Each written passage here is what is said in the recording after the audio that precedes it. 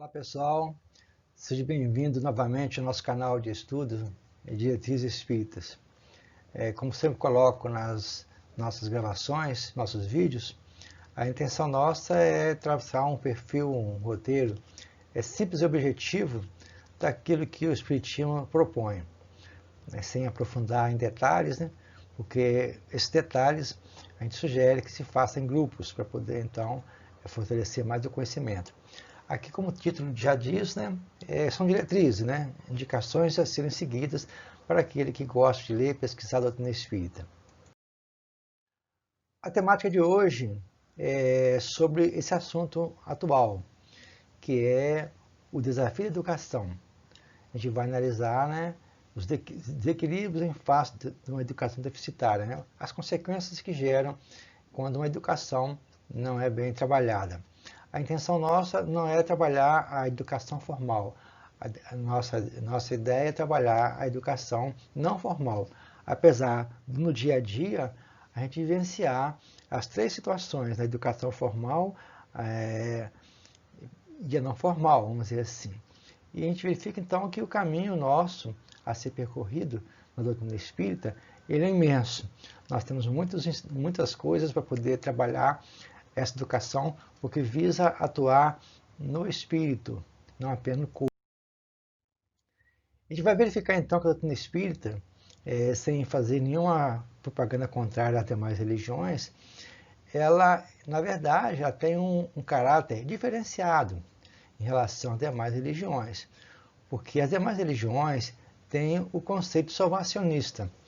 E nós como espírita, temos nossa essência de educação, pelo esclarecimento, naquilo que foi proposto por Jesus, um educador por excelência, quando fala que nós, a momento em que nós começamos a conhecer a verdade, nós ficaríamos livres. E essa verdade se consegue através da educação. Então, essa ideia salvacionista que as demais religiões têm, elas visam apenas fazer prosélitos, porque, na verdade, não estão pensando em transformar a pessoa para o futuro. É mais uma questão imediatista. Então, a gente vai tentar analisar aqui esse contexto na ótica espírita. A gente verifica, então, o grande problema da humanidade, que foi trabalhado por Allan Kardec em toda a sua obra e demais autores da linha dele, após o seu desencarne ou antes dele, eles colocam que a humanidade tem diversas chagas morais, várias, mas coloca ele na Revista Espírita, quando ele trabalha as primeiras lições da moral da infância, olha só, Kardec já preocupava com isso. Ele colocava que a mais difícil de trabalhar seria o egoísmo, certo? O egoísmo é a chaga maior que nós temos na Terra. E ele fala então que esse egoísmo ele é muito alimentado pelos hábitos da própria educação. Ou seja, na infância, se não soubermos trabalhar bem, direcionar aquela criança que nos foi confiada para poder ser responsável por ela no seu crescimento espiritual, na verdade a gente vai, vamos dizer assim, falhar nessa missão. Tanto é que Allan Kardec, no livro dos Espíritos, ele comenta a esse respeito e afirma que o pai, a missão paterna, é uma missão e nós, como responsável por essa missão, estamos sujeitos a falir se não trabalharmos bem essa questão de trabalhar esses hábitos. E ele afirma, então, que desde cedo, as crianças, é claro que tem exceção, sugam o egoísmo como se fosse um leite, porque desde cedo ela é incentivada a tornar-se uma criança egoísta. Então a gente vai ter que analisar como trabalhar isso. Aí quando a criança cresce, a gente vê os dias atuais em que isso predomina, a gente fica então um pouco assim surpreso. Mas na verdade esses vícios foram trabalhados desde a infância, quando nós não soubemos, vamos dizer assim, dominar as más tendências dessa criança que estava e está ao nosso trabalho como missionários do bem, a fim de orientá-lo no seu crescimento. Vejamos alguns aspectos, então, sobre isso. Allan Kardec discute esse assunto, nessa questão 796, onde ele trabalha o seguinte: No estado atual da sociedade, a severidade das leis não constitui uma necessidade? Então, Kardec está perguntando se naquela época, como até hoje, a gente verifica que tem muitas coisas equivocadas acontecendo e as leis passam a ser severas, passam a ser punitivas realmente. Né? Chega ao extremo de uma sociedade condenar à morte, né? Amputar a mão, o pé, enfim. A questão é muito complicada, porque a gente verifica que a sociedade que está sendo trabalhada nesse instante, ela foi formada com seus vícios desde a sua infância. A criança já nasce com essa tendência e torna, então, pessoas, né, agressivas. Aí o pessoal acha que trabalhando uma lei mais severa resolve. E Kardec colocou que realmente, numa sociedade depravada, é necessário leis severas. Infelizmente, aí ele comenta os espíritos, infelizmente, essas leis mais se destinam a punir o mal, né, mal feito, do que secar a fonte. Ou seja, infelizmente, as leis nossas na Terra, ela tem apenas o caráter de punir, não tem um caráter de tentar recuperar a criatura. E a gente verifica, então, que os níveis de desordem que existem nas penitenciárias, nos institutos onde agregam infratores, ao invés de tentar recuperar essas crianças, na verdade, forjam marginais, pessoas desequilibradas, porque já são pessoas que têm essa índole negativa e chegando nesses locais, não tendo um trabalho de recuperação, vão tornar-se mais agressivos onde eles estiverem, vamos dizer assim, e vão querer vingar dessa prisão que foi dada em função da sua, vamos dizer assim, do seu equívoco, da sua infração. E Kardec conclui, então, né, Kardec, os espíritos, aliás, né, que só a educação poderá reformar os homens.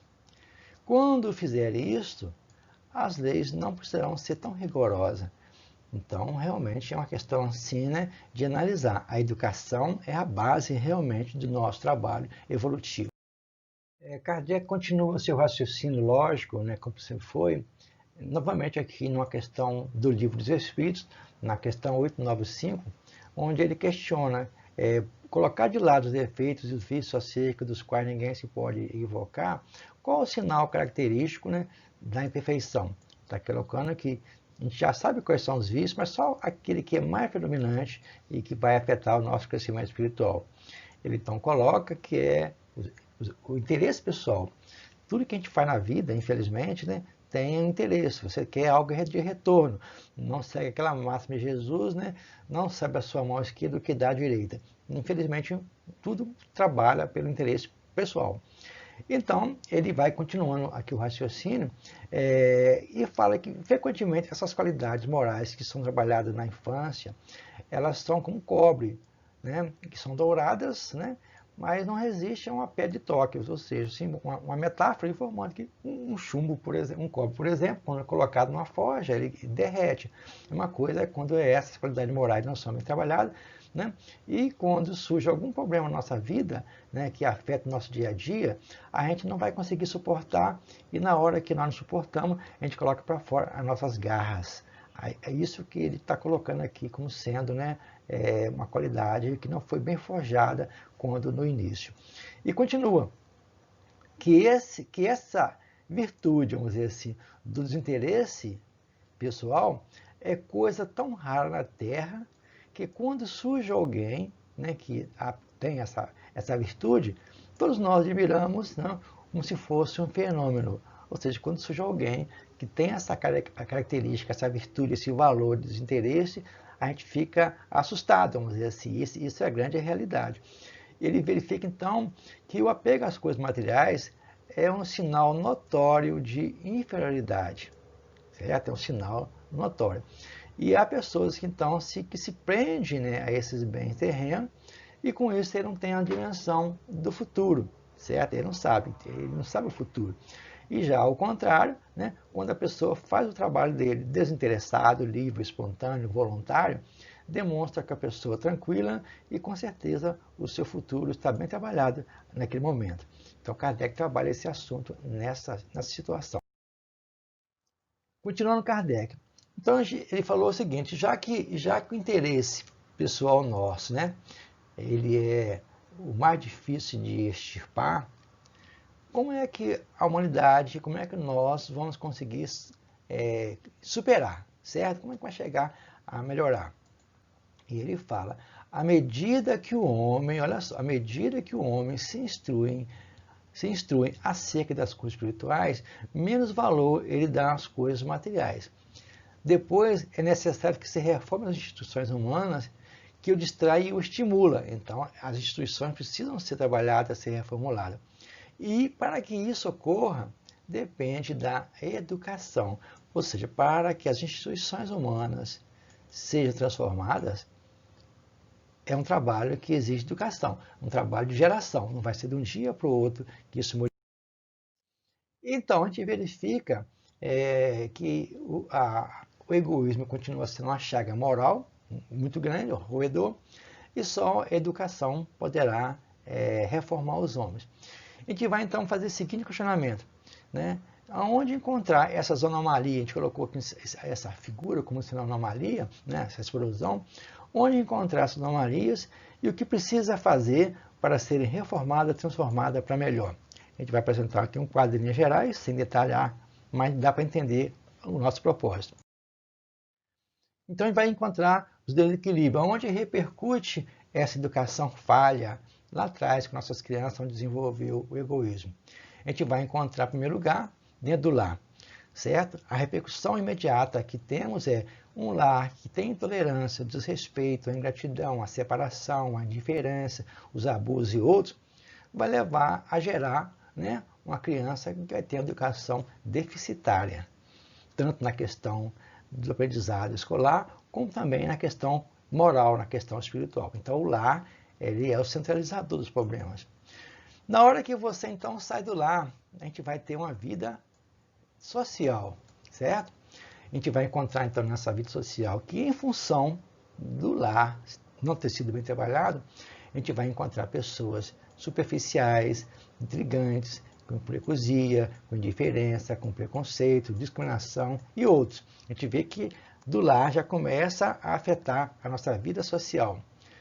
Na hora que você parte para o campo profissional, aquilo que foi mal trabalhado na infância repercute agora no trabalho profissional, na mentira, na desonestidade, nos abusos físicos e psicológicos, na corrupção e outros. Ou seja, já começa a ficar complicada a situação.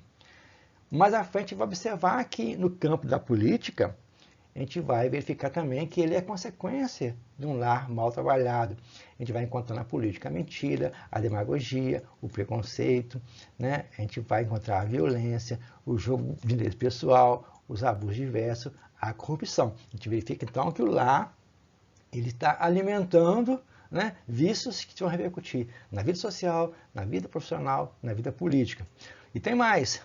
Quando a pessoa, então, entra para trabalhar, seja na parte de órgãos públicos ou não, ele, se não tiver bem trabalhado a sua infância, ele vai trabalhar a mentira, a demagogia, o preconceito, né, a violência, o jogo de interesse, abuso diverso, corrupção. A gente vê que os vícios continuam trabalhando, certo? E quando você parte para o campo religioso, a gente vai verificar também que desse lá vai gerar pessoas que são superficiais, pessoas que são hipócritas, que vai negociar as coisas sagradas, o fanatismo em todos os níveis e os abusos diversos. Tudo isso sendo trabalhado. E o mais desagradável vai ser esse aqui agora. Quando a pessoa não foi trabalhada bem na sua infância, o que vai acontecer com ele? Ele vai ter uma vivenciação consigo mesmo de repressão de consciência, dos conflitos, das neuroses, dos suicídios, dos homicídios, loucura e tantos outros. Então, ele verifica que o lar, né, na hora que não consegue, vamos dizer assim, trabalhar, vencer as más inclinações, a tendência é criar todos esses desequilíbrios que, somado a outros, formam uma sociedade, formam um Estado, formam uma nação, formam a Terra. Então, vai entrar nessa hora. Qual seria a contribuição do Espiritismo? Ele coloca, então, muito interessante na questão 685 do Livro dos Espíritos, ele fala que um elemento que não costuma pesar na balança da ciência econômica, né, é um elemento que nós precisamos trabalhar muito, certo? Ele fala que esse elemento é a educação, mas não apenas a educação intelectual, mas a educação moral. ou seja, associar o desenvolver a inteligência com desenvolver os valores morais. Então ele fala que nessa hora que você vai trabalhar isso, essa educação que está se referindo, não se consegue trabalhar ela pelo livro, e sim no dia a dia, na hora que você começa a trabalhar isso com as suas crianças. Porque a educação, conforme diz Kardec, é o conjunto de hábitos adquiridos. Ou seja, quando não trabalha isso, né, o que acontece? Esse grande número de pessoas vão ser lançados na sociedade, sem princípios, sem freios, entregue a seus próprios instintos, e aí a gente vai verificar então uma sociedade totalmente desastrosa. É isso que acontece. E ficou no slide anterior, né, essa deficiência. Então ele continua. Quando essa arte, olha só, for conhecida, compreendida e praticada, o homem terá no mundo hábito de ordem e de previdência para consigo mesmo e para com seus, de respeito a tudo que é respeitável. Hábitos que lhe permitirão atravessar menos penosamente os maus dias inevitáveis. Então a gente verifica o que está vivendo hoje, né, e as pessoas não estão sabendo trabalhar esse relacionamento em função de ter trabalhado isso antes. A desordem e a imprevidência são duas chagas que só a educação bem compreendida pode curar. Esse é o ponto de partida, o elemento real do bem-estar e do penhor da segurança de todos. Então, para que tenhamos uma educação séria, eficiente e que repercute na sociedade, há realmente trabalhar isso no nosso lar, na nossa intimidade. E Kardec foi muito bem assim, instruído, inspirado, lá naquela parte inicial, já falando, né, a questão de trabalhar esse processo de educação com nossas crianças. Essa era a nossa diretriz de hoje, né, para poder trabalhar junto às nossas casas espíritas, junto aos nossos lares, na busca de criar mecanismos que possam ajudar a essas crianças, a esses nossos netos, nossos sobrinhos, que serão as nossas futuras gerações, a vencer essa barreira, né, negativa que infelizmente estão vivenciando no dia de hoje. O futuro depende, né, da gente, depende de que nós trabalhamos aqui hoje. Fica o nosso abraço e até outro momento aqui no nosso canal, né, Diretriz Espírita.